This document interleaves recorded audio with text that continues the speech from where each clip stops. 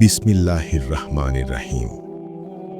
আজ আমরা যাত্রা শুরু করছি এমন এক নবীর জীবন ভ্রমণে, যিনি ছিলেন সাহসী রাজা, অত্যন্ত ন্যায়পরায়ণ বিচারক এবং আল্লাহর নিবেদিত বান্দা। অসীম শক্তির অধিকারী তবুও বিনয়ী, মহান যোদ্ধা তবুও কোমল হৃদয়ের আল্লাহর বন্ধু। এই গল্প দাউদ আলাইহিসসালামের গল্প। চোখ বন্ধ করো, নিজেকে ফিরিয়ে নাও সেই সময় যখন রাজ্য উঠত, সাম্রাজ্য ভাঙত, আর এক তরুণ রাখাল বালক দাঁড়িয়ে যেত এক দৈত্যের সামনে, শুধু আল্লাহর নামে। শৈশব ও সরল জীবন। দাউদ আলাইহিসসালাম ছোটবেলায় ছিলেন এক সাধারণ রাখাল। দিনভর পাহাড়ে সবুজ উপত্যকায় তিনি ভেড়া চড়াতেন। রাত নামলে আকাশ ভরা তারার দিকে তাকিয়ে বলতেন, এসবই আমার রবের নিদর্শন। তিনি ছিলেন কোমল স্বভাব, নরম হৃদয়ের। আল্লাহ তাকে এক অপূর্ব নেয়ামত দিয়েছিলেন, সুমধুর কণ্ঠ। যখন তিনি আল্লাহর প্রশংসা করতেন, পর্বতগুলো প্রতিধ্বনি তুলত, পাখিরা থেমে যেত আকাশে, গাছগুলো যেন দুলে দুলে তাকে জবাব দিত। আল্লাহ তাকে ভালোবাসতেন, এবং সেই ভালোবাসার আলোর মধ্যে দাউদ আলাইহিসসালাম বড় হচ্ছিলেন, যেখানে সামনে অপেক্ষা করছিল এক বিশাল পরীক্ষা, এক বিশাল যুদ্ধ, এক বিশাল বিজয়। জালুত এক নিষ্ঠুর অত্যাচারী। সেই সময় এক অত্যাচারীর উদয় হয়েছিল, তার নাম জালুত। তিনি ছিলেন বিশাল আকৃতি, উঁচু অট্টালিকার মতো লম্বা। সারা বিশ্ব তার নাম শুনে কাঁপত। শহর পর শহর তিনি ধ্বংস করতেন, মানুষকে বন্দী করতেন। শিশুরা তার নাম শুনলেই কাঁদত। মানুষের মাথায় তখন একটাই প্রশ্ন, কবে আসবে মুক্তি? জালুতের সেনাবাহিনীর সামনে দাঁড়ানোর কোনো সাহস ছিল না কারো। যেখানে তিনি যেতেন, ধ্বংস হয়ে যেত সবকিছু। মানুষ দুঃখের কান্নায় বলতো, হে আল্লাহ, আমাদের উদ্ধার পাঠান। আল্লাহ সেই দুঃখী মানুষের দোয়া শুনেছিলেন।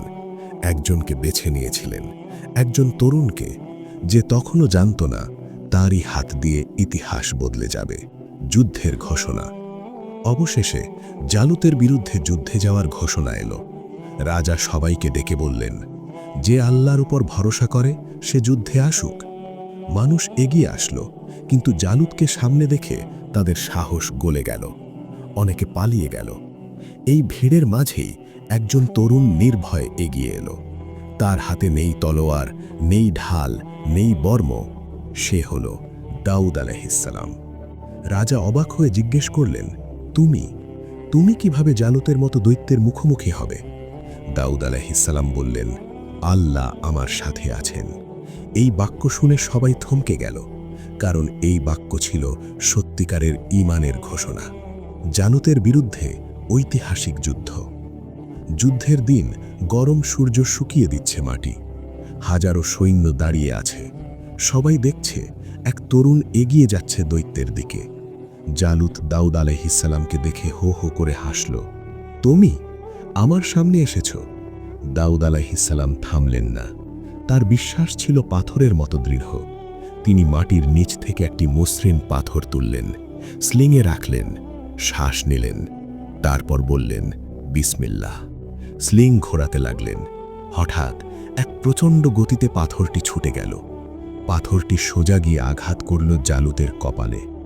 দৈত্য কেঁপে উঠল, তার বিশাল দেহ দুলতে লাগল। এক মুহূর্ত, দুই মুহূর্ত, আর তারপর গর্জনের মতো শব্দে ধপ করে মাটিতে পড়ে গেল জালুত। পুরো উপত্যকা নিস্তব্ধ।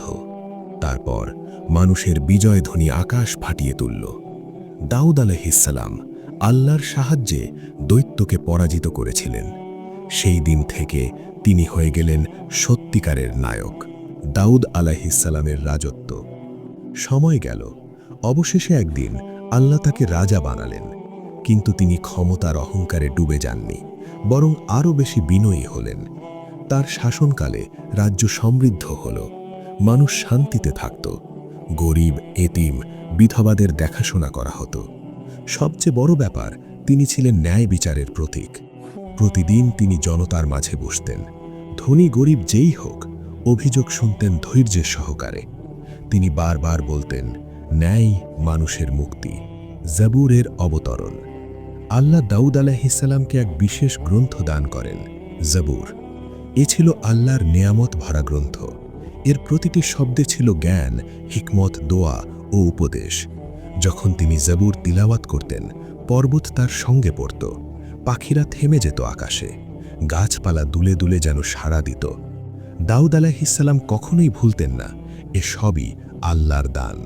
দাউদ আলাইহিসসালামের ন্যায় বিচারের গল্প। একদিন দুই ব্যক্তি তার কাছে এলো। একজন বলল, হে নবী, সে আমার ভেড়া নিয়ে গেছে। দাউদ আলাইহিসসালাম দুপক্ষের কথা শুনলেন, তারপর বললেন, তুমি অন্যায় করেছ, তার ভেড়া ফিরিয়ে দাও। মানুষ বলল, হে আল্লাহর নবী, আপনি বিচার করেন কত ন্যায়ের সাথে। তিনি বললেন, আমি বিচার করি আল্লাহর নির্দেশে। তিনি ন্যায় থেকে কখনো সরেননি, কারো প্রতি পক্ষপাত দেখাননি। ইবাদত ও তাসবিহ। রাজা হয়েও দাউদ আলাইহিসসালাম অতিরিক্ত ইবাদত করতেন। তিনি দিন-রাত রোজা রাখতেন। এমনকি নবী মুহাম্মদ সাল্লাল্লাহু আলাইহি ওয়াসাল্লাম বলেছেন, দাউদের রোজা সবচেয়ে উত্তম। তিনি একদিন রোজা রাখতেন, একদিন বিরতি দিতেন। রাতের অন্ধকারে তিনি একা বসে তিলাওয়াত করতেন। তার কণ্ঠ ছিল এমন, যা শুনলে পাথরও নরম হয়ে যেত। দাউদ আলাইহিসসালাম কখনোই ভুলতেন না, এ সবই আল্লাহর দান। দাউদ আলাইহিসসালামের মৃত্যু ও উত্তরাধিকার। জীবনের শেষ পর্যন্ত তিনি ন্যায় বিচার, সাহস, ইবাদত ও রাজত্ব সবকিছুর ভারসাম্য রক্ষা করেছিলেন। অবশেষে একদিন তার প্রিয় রব তাকে ডাকলেন। মানুষ কাঁদল। তারা বলল, আজ পৃথিবী হারালো ন্যায়ের প্রতীক।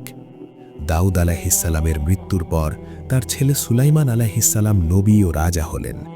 দাউদ আলাইহিসসালাম রেখে গেলেন এক অম্লীন উত্তরাধিকার, ন্যায়, সাহস, তাওহীদ ও ঈমানের উত্তরাধিকার। দাউদ আলাইহিসসালামের গল্প আমাদের শেখায় যে দৈত্যকে পরাজিত করার জন্য বড় অস্ত্র লাগে না, লাগে ঈমান। ন্যায় প্রতিষ্ঠা করতে ধন লাগে না, লাগে সাহস। মানুষের নেতা হতে ক্ষমতা লাগে না, লাগে সত্যিকারের বিনয়।